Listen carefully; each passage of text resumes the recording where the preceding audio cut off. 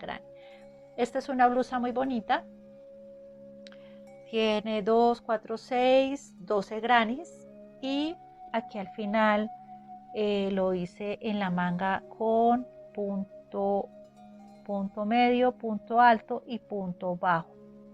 Así en las mangas, o si ustedes desean ya hacer la manga larga, pues entonces ya hacen las vueltas que sean necesarias hasta alcanzar el largo que ustedes necesitan.